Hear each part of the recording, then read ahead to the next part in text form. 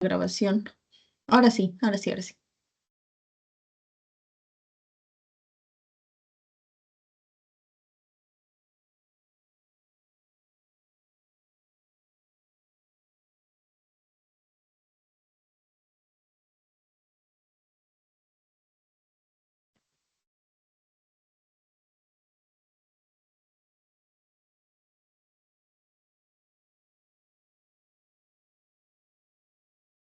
Sí, es la que estoy compartiendo, ¿no? Sí.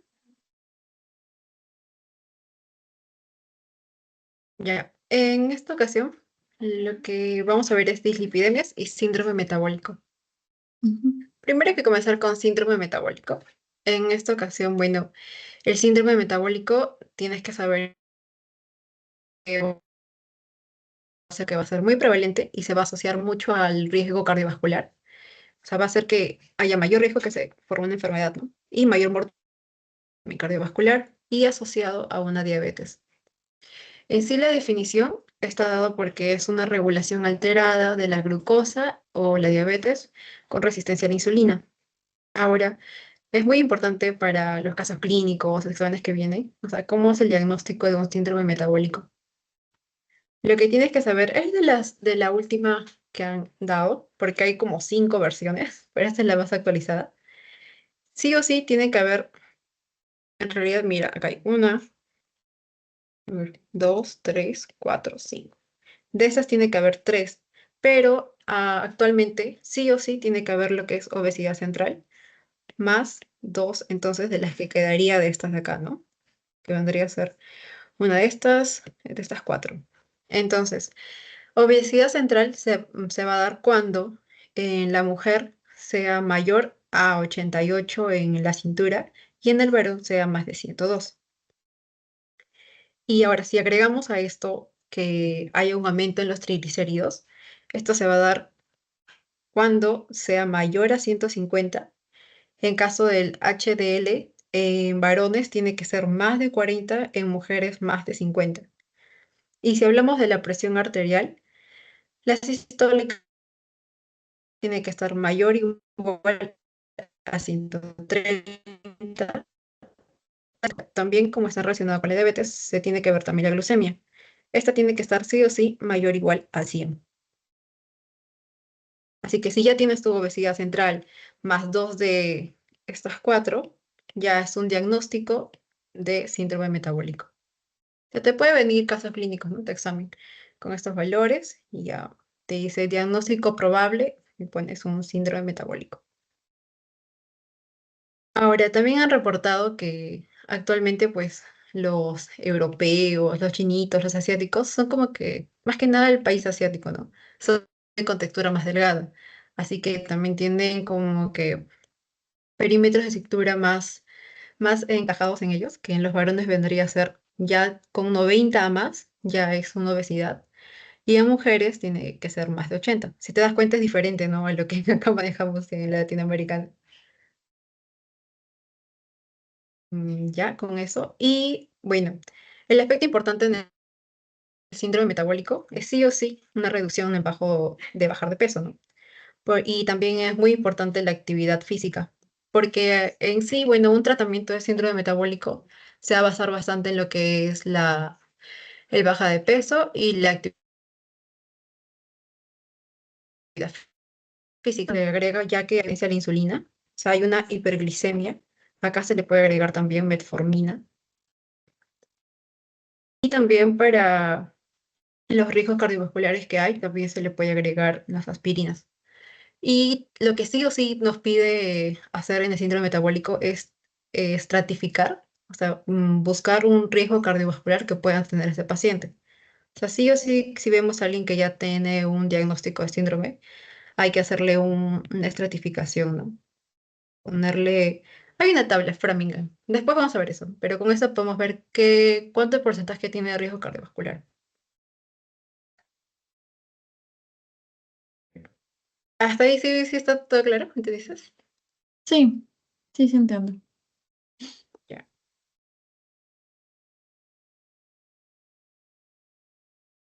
Ahora, con respecto a dislipidemias, en este caso vamos a ver que van a haber varios tipos según la genética.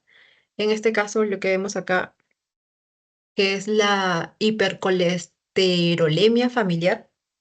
Lo voy a escribir yo para que se quede. Coles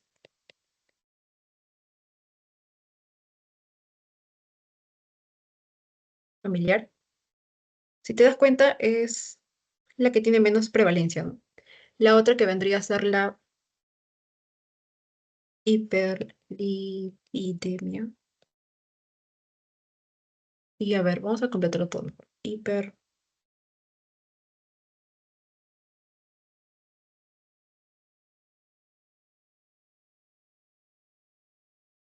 ya. En estas cuatro. La prevalencia de todas es más en lo que es hipercolesterolemia poligénica.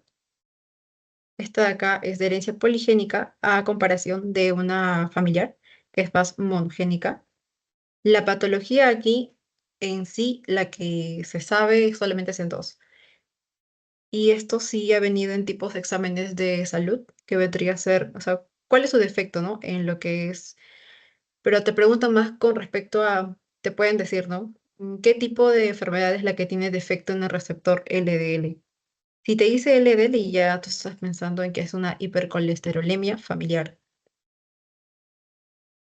En cambio, en la que es la disbetalipoproteinemia familiar, acá es la ApoE. Porque te das cuenta, las dos mencionan familiar, familiar. Pero ¿cómo las puedes diferenciar? Que en la disbeto vendría a ser por la ApoE y en cambio en la hipercolesterolemia es por la LDL. Eso márcalo muy bien para que puedas diferenciarlo. Y ahora también, también por el comienzo de cuando se presenta, ¿no? La hipercolesterolemia familiar ya va desde el nacimiento. La hiperlipidemia familiar combinada es a partir de los 20 años a más, pero en escasos casos se ha dado que puede estar también en la niñez. Y la hipercolesterolemia poligénica generalmente es más de los 20 años. A ver, hay casos clínicos que te pueden poner también eso. La colesterolemia, los niveles, ¿no? ¿Cuánto está presentando? De 300 a 550 a comparación de una que vendría a ser una hiperlipidemia familiar combinada que está entre 260 y 350. ¿Cómo vamos a diferenciar una disbetolipoproteinemia familiar con una hipercolesterolemia familiar en los niveles? Si te das cuenta, acá es de 300 a 550, en cambio aquí va ya desde los 300 a 1000, o sea, es mayor.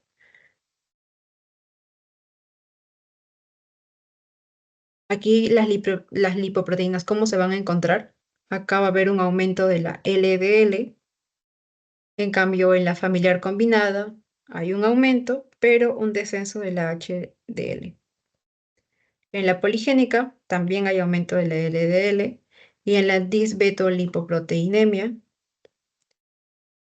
vas a ver que la LDL va a estar bajando. O sea, puntos claves, ¿cómo las puedes diferenciar? Ahora, ¿a qué edad podría presentarse una cardiopatía isquémica en estos cuatro tipos de enfermedades? En este caso, en la hipercolesterolemia va a estar entre los 30 55 años y en homocigotos va a ser en menos de 20 años. En una combinada va a ser un poco más mayores, de 45 a 55. En cambio, en la poligénica ya es las personas que pues más mayores, ¿no? 60 años. Y en la disbeto, pues regular parecida a la hipercolesterolemia, más de 40 años.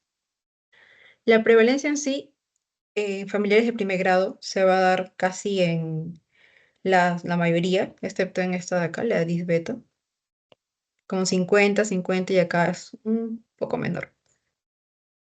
Y si se relaciona con la diabetes, con la hipertensión, obesidad, en la hipercolesterolemia familiar no se va a relacionar. En cambio, en la hiperlipidemia familiar combinada sí, y en la poligénica también. Ahora, ¿qué enfermedades te van a causar dislipidemia secundaria? En este caso, según este cuadrito, vas a ver que hipercolesterolemia va a tener pues personas que tengan hipotiroidismo, síndrome nefrótico, ITI obstructiva, mielomatosis, una anorexia nerviosa, deficiencia de la hormona de crecimiento y también que pueda tener una porfiria aguda. A contrario de una hipertrigliceridemia, esta es una persona que pueda tener diabetes, el síndrome nefrótico. Acá puedes ver que sí se repite. En una insuficiencia renal, alguien que tenga una enfermedad de almacenamiento de glicógeno. Acá también, mira, también se repite. La mielomatosis también se puede dar en ambas. Y alguien que pueda tener una lipodistrofia.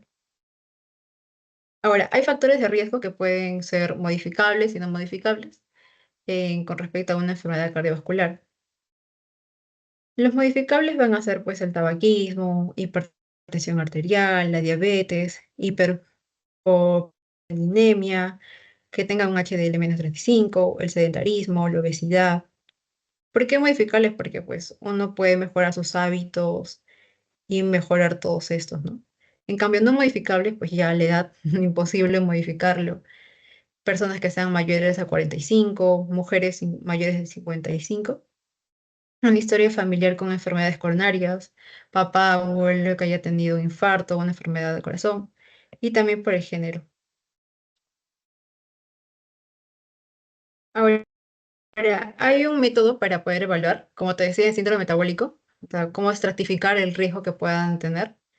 Y el que usamos también es el Framingham, que este de aquí calcula el riesgo a 10 años, o sea, a largo plazo, ¿no? Que pueda tener un infarto agudo en adultos de 20 años mayores y que no tengan una enfermedad cardíaca o diabetes.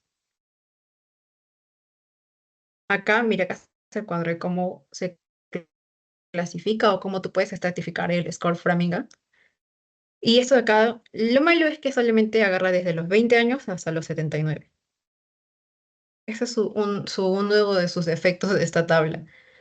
Pero ya te da puntos, ¿no? Porque luego tú tienes que evaluar acá en riesgo. Según los puntos, cuál va a ser el porcentaje de riesgo que pueda tener.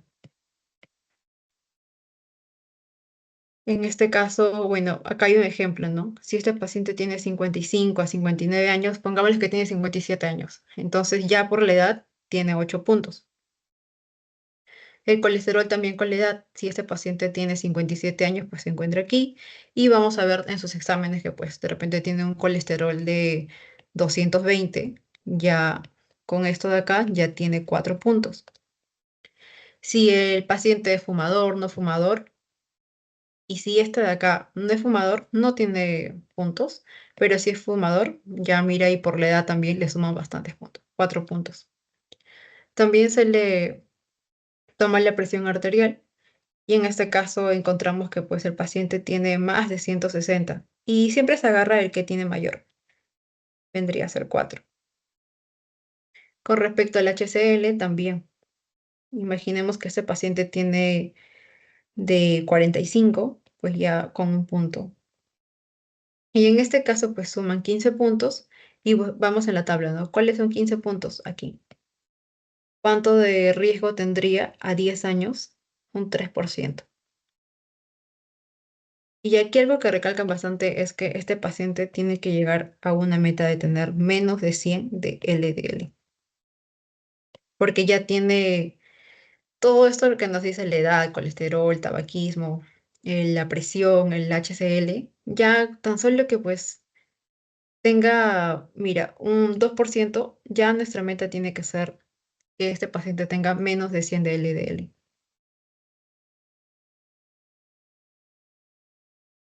Aquí hay estrategias de intervención en la función de riesgo cardiovascular y de la LDL. Como aquí se pueden clasificar, una vez que tú tengas el riesgo, se van a clasificar en riesgo bajo, en riesgo moderado, alto riesgo y muy alto, según el porcentaje que te salga, ¿no? Menos de 1 a 5, de 5 a 10 y más de 10. Si te das cuenta, este paciente tenía 3, ¿no? Entonces, él ya pertenece a un riesgo moderado. ¿Ves? A partir del 1 ya uno hay que pensar en que el paciente tiene que estar en menos de 100 como meta de su LDL. Entonces, aquí vamos a ver según lo que es el LDL, en qué niveles se encuentra. Y como vemos, si este paciente tiene bajo riesgo, pero tiene un LDL más de 190, sí o sí ya hay que usar lo que es farmacología. Porque si este paciente se encuentra entre 110 a 100, aquí lo que se le dice pues es cambiar estilo de vida, ¿no? Si el paciente fuma, sus hábitos de cómo come, hacer ejercicio, cuidar bastante la dieta. Pero en casos de cuando uno ya ha pasado un riesgo moderado y hay que evaluar bastante en qué niveles está su LDL, ya uno va pensando que a partir de 100, si ya tiene, hay que ir pensando en que ya puede usar fármacos. Cuando uno ya está en alto riesgo y vemos que el paciente tiene, ya no vemos el 100, o hay que ver menos porque ya tiene un alto riesgo. Entonces hay que ver ya desde 70 a 100 y ya pueda tener el uso de fármacos. Pero sí o sí, desde que ya tiene un riesgo, tiene que mejorar su estilo de vida. Sí o sí. De igual forma, mira, acá ya es muy alto el riesgo y si tan solo el paciente tiene menos de 55, va a ser muy difícil porque ya es un alto riesgo. Pero solamente si tiene menos de 55, solamente se le pide pues una asesoría en estilo de vida, ¿no? Mejorar su estilo de vida. Pero si ya pasa estos niveles, ya hay que ver lo que son fármacos. Y los fármacos que se usan aquí bastante son las estatinas.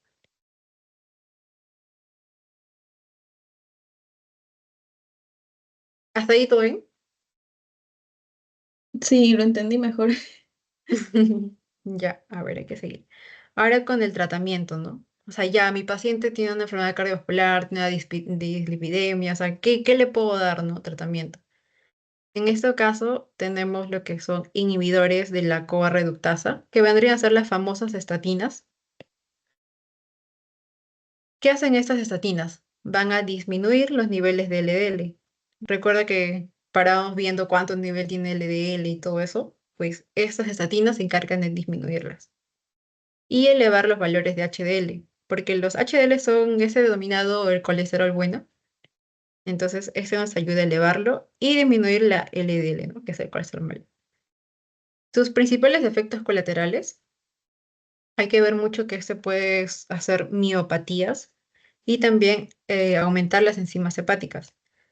Puede venirte casos clínicos, ¿no? Paciente que tiene miopatía y a causa de qué puede ser, y ahí tienes que ver que un paciente con dislipidemias y que le están dando estatinas.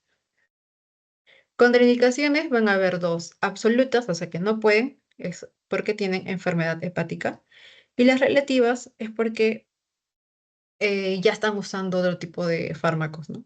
Que no pueden hacer fusión ambas. ¿Y qué tipo de estatinas tenemos? La lovastatina, pravastatina, pero lo que usamos bastante es la artovastatina. Y este es su rango de dosis, ¿no? De 10 a 80 miligramos. ¿Cuáles son los beneficios que encontramos con estas estatinas? Es porque van a reducir bastante los eventos coronarios mayores, también la mortalidad por una enfermedad coronaria, reducen también los procedimientos que pueden hacer por una enfermedad coronaria, las angioplastías, reducen también los accidentes cerebrovasculares y reducen bastante la mortalidad. Otro tipo de fármacos que también ayudan a reducir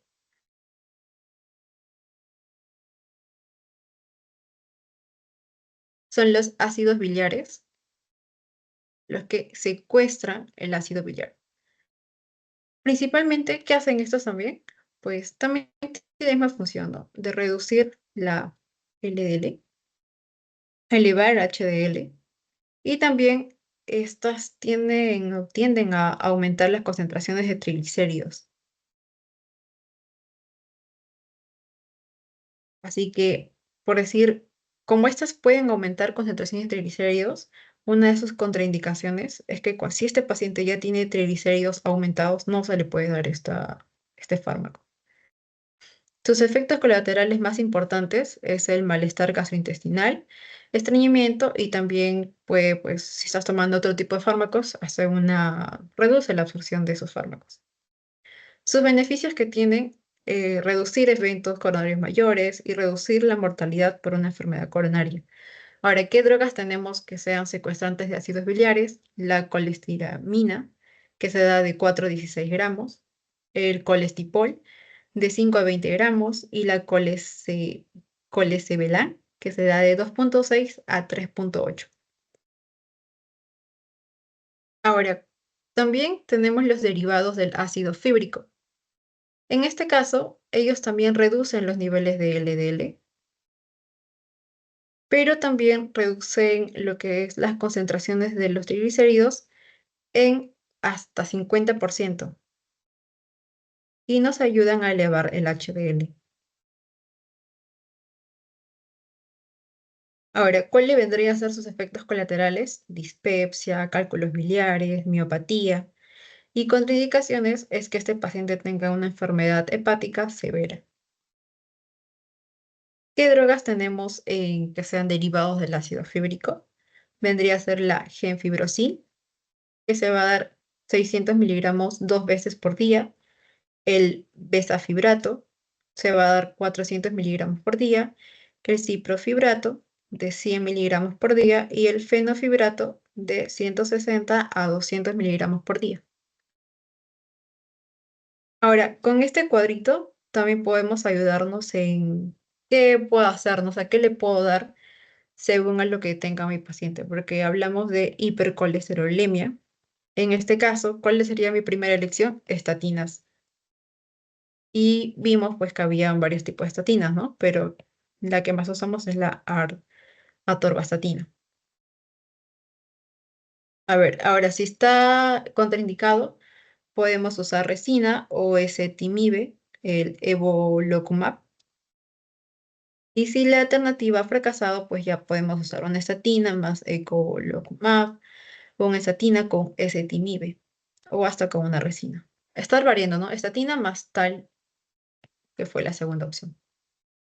Ahora, si el paciente tiene una hipertrigliceridemia, hay que usar fibratos, porque recuerdas que te dije que derivados del ácido fíbrico, su mayor como que punto a favor es que reducen hasta un 50% los triglicéridos. Es por eso que si el paciente tiene hipertrigliceridemia, entonces la primera elección vendría a ser un fibrato, porque te pueden reducir hasta un 50% los triglicéridos. ¿Cuál vendría a ser una alternativa? Los ácidos grasos omega 3 o la atorvastatina. Y si ya fracasa esto, pues le damos fenofibrato con una estatina. Ahora, si hay una mixta, pensamos en estatina o fibrato, que nos pueden ayudar ambas. Y para una alternativa, usamos de la misma forma, fibrato o estatina. Y ya si estas fracasan, pues hay que intentar con ambas. Ahora, también hay una que hace poco sacaron, que es un inhibidor de la PCSK9, que esta de acá se usa en personas que tengan una enfermedad clínica cardiovascular y que sean incapaces de llegar a la meta, ¿no? Que si queremos que llegue a 100, pues así dándole estatinas, fibratos, no llega, pues entonces se piensa para usar este inhibidor.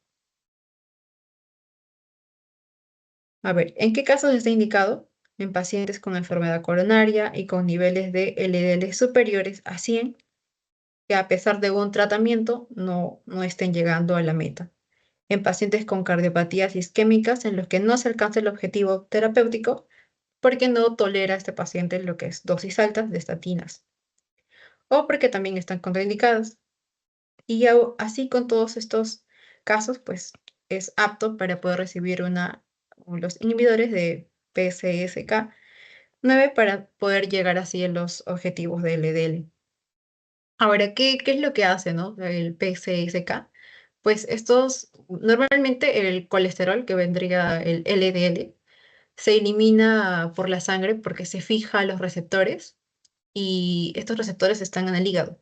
Entonces la PCSK9 lo que hace es reducir el número de receptores que están en el hígado, lo cual provoca que los niveles de colesterol LDL sean más altos de lo que pues deberían ser. Entonces, si inhibimos con estos fármacos, que son unos anticuerpos monoclonales, van a ser un tipo de proteína especializada que van a estar diseñadas pues fijarse a esta sustancia, a estos receptores, y van a bloquear lo que es la PCSK.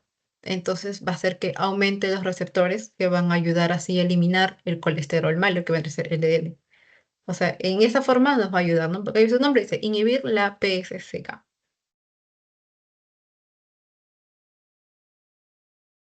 Y eso sería todo. ¿Qué parte de repente te mareó un poquito? ¿O cuál querías que lo vuelva a explicar? No, en verdad sí, sí entendí todo. O sea, creo que lo más importante es el cuadrito de abajo de dislipidemia. No, no, Acá, no. el Claro, lo que lo veo más pesado es ese cuadro. ver. Tengo otro cuadrito, te voy a pasar, que está un poquito, creo que más resumido. Ya. Porque, porque ahí hay en el pretest, no sé si has visto, hay Ujú, sí, preguntas también pues con respecto a este tema, ¿no? sí. Cómo diferenciar estas patologías? Porque tienes que ver mucho lo que es el colesterol, en qué niveles Ujú, está, y con eso puedes diferenciar. Y también pues con cuál es su patología, ¿no? ¿Qué receptor, qué está mal en esa patología? Por decir, aquí en la hipercolesterolemia familiar, su defecto es la perfecto. EDL. Ujú, Ajá, ¿y cómo se diferencia de otras? Porque no está conocida ni la hiperlipidemia, hipercolesterolemia, pero sí de la disbetoliproteinemia, que en este caso es por la ApoE. O sea, ya con saber qué está mal en ellas, ya puedes diferenciar, ¿no? Con los niveles, también con las lipoproteínas, o sea, qué aumenta en cuál, y también los síntomas. También puedes por decir, a ver, palmares. Mira, en la hipercolesterolemia es más frecuente. En cambio, en la hipercolesterolemia es ausente. O sea, básicamente por la patología en que esté mal fisiológicamente, o sea, qué receptor está mal, también ujú, podrías ya sacarlo. sí. Ujú. Lo otro, pues, es cuáles son las metas, a qué meta tienes, a cuánto tiene que Ujú, llegar tu LDL, qué tratamiento puedes darle, pensar en las estatinas. A ver, otra cosa que también sea importante,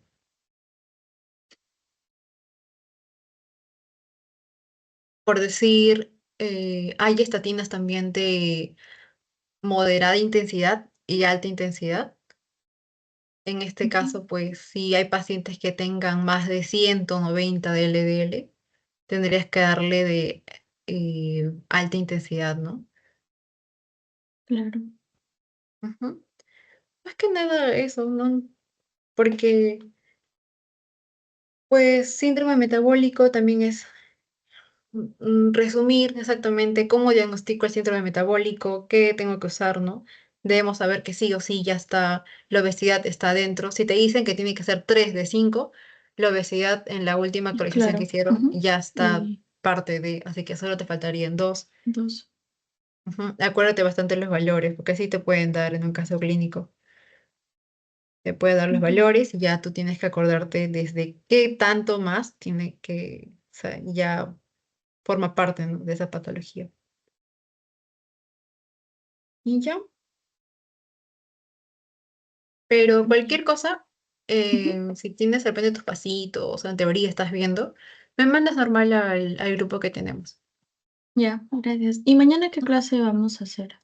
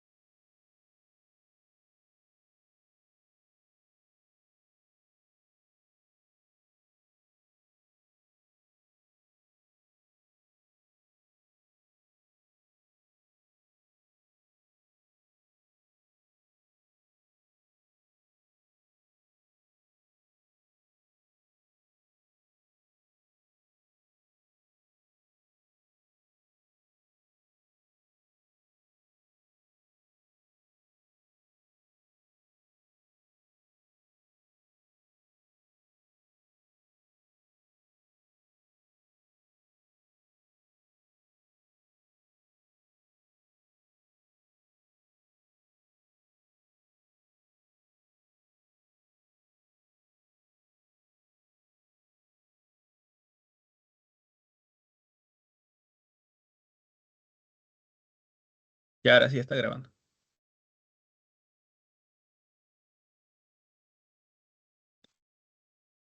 A ver, ya, ahora sí vamos a empezar lo que es pues todo lo que tiene que ver con el hipotálamo, hipófisis, ¿no? Todo lo que es el eje. Y vamos a ver lo que es tanto el eje hipotálamo-hipófisis, su hipopituitarismo que puede dar, sus causas que pueden ser masas y tumores hipofisiarios. También vamos a ver lo que es necrosis pituitaria, la apoplejía pituitaria, una silla turca vacía, la clínica que puede dar todo lo que es la hipofunción hormonal y por último la pubertad tardía. Entonces, para empezar exactamente y entender esto, las hormonas tienen tres orígenes.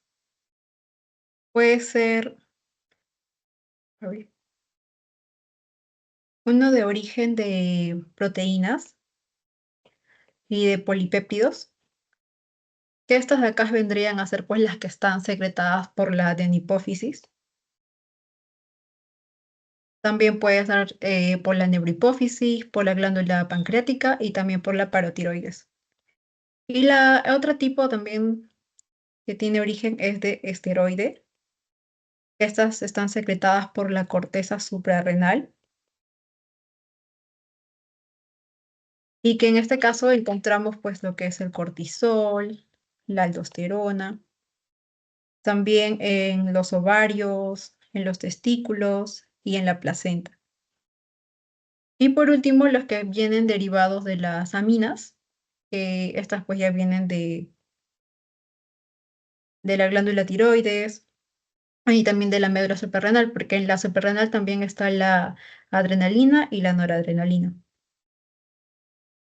En esta imagen del cuerpo, bueno, acá pueden ver que hay tantas localizaciones que pueden estar las glándulas y tejidos endocrinos, ¿no? Que donde todas estas hormonas van a hacer sus efectos, tanto en la hipófisis, tiroides, glándula paratiroides, las suprarrenales, los ovarios y testículos en los varones. Entonces, ahora sí, para enfocarnos en lo que vendría a ser la glándula hipofisiaria, también llamada la pituitaria, esta de aquí va a medir 1 centímetro, va a pesar 1 gramo y se va a ubicar en la silla turca en la base del cráneo. Y ahora su relación que va a tener con el hipotálamo va a ser por su tallo hipofisiario. Y esta glándula hipofisiaria va a estar dividida en adenihipófisis porque es anterior y neurohipófisis porque es posterior. En la adenihipófisis va a haber 5 grupos celulares que van a ser pues los corticotropos, los tirotropos, gonadotropos, los somatotropos y los lactotropos. En cambio, en la neurohipófisis vamos a ver que está la oxitocina, la ADH y la ADH vendría a ser la vasopresina. Entonces, en adenihipófisis, 5 grupos celulares y en la neurohipófisis, 2, oxitocina y la ADH. Aquí pueden ver en esta resonancia que en la silla turca se está ubicando lo que es la glándula.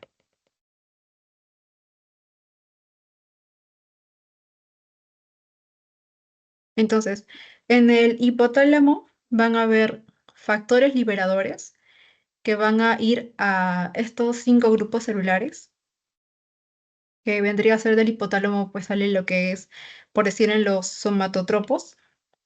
Aquí llega el GRH, que es de la somatostatina. En los lactotrofos llegan lo que es la dopamina. En los corticotropos llegan los CRH. En los tirotropos llega la TRH y en los gonadotropos llega la GNRH. Y estas células ya hacen un efecto botando otras hormonas directas a los órganos dianas. Por ejemplo, la prolactina, que va directo a las mamas para un desarrollo mamario y puede haber secreción de leche. En caso de las LH-SFH, pues para el desarrollo de los caracteres sexuales. La GH, que es la hormona de crecimiento, para el crecimiento y desarrollo de órganos y masa corporal. La ACTH para el crecimiento de la corteza suprarrenal y para que haya una secreción de corticoides. y de la TSH que se va directamente a la tiroides. En la neurohipófisis, como les decía, solamente hay dos, ¿no? Que es la oxitocina y la ADH. Oxitocina, que básicamente la vemos más cuando una embarazada ya está en trabajo de parto, nos ayuda bastante en lo que es la contracción. Y la ADH para una reabsorción de agua en el riñón. A ver acá. Esto sí se los dejo para ustedes, porque es un montón, pero básicamente en lo que es adenohipófisis, porque en este cuadrito está todo lo que es, o sea, las glándulas endocrinas para este lado, las hormonas, o sea, las estructuras que tiene, porque mira, van a ver que, como les decía, son tres tipos, péptidos, también hay grupos de aminas y otros también que pues vienen de los esteroides. Y en la hipófisis, ¿cuáles siguen, no? Hay hormona de crecimiento, la hormona estimulante de tiroides, la corticotropina, la prolactina, la estimulante de folículo y la luteinizante.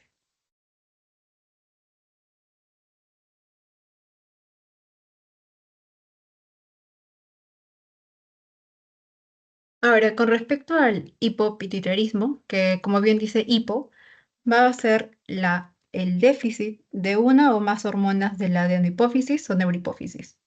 Y cuando ya hay un déficit de tres o más de estas hormonas, se denomina panhipopituitarismo. Tal vez le pueden preguntar eso, ¿no? ¿Cuándo es panhipopituitarismo? Cuando es más de tres. Y estas va a tener etiologías tanto de hipofisiarias, hipotalámicas y también puede ser por un daño cerebral completo y también vasculares. Entre las más frecuentes son las masas y tumores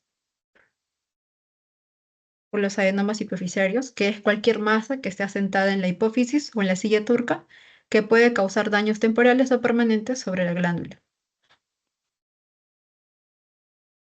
También vamos a ver aquí lo que es el síndrome de Sheehan, que esto se da más que nada, te va a decir, no viene una paciente embarazada que ya no puede dar de lactar y que cuando estuvo en pleno parto, pues hubo mucho sangrado. También la apoplejía hipofisiaria, que esto es por un corte de circulación del hipotálamo hipófisis, porque de repente, o sea, ha crecido bastante el tumor y ha cortado la circulación, ¿no?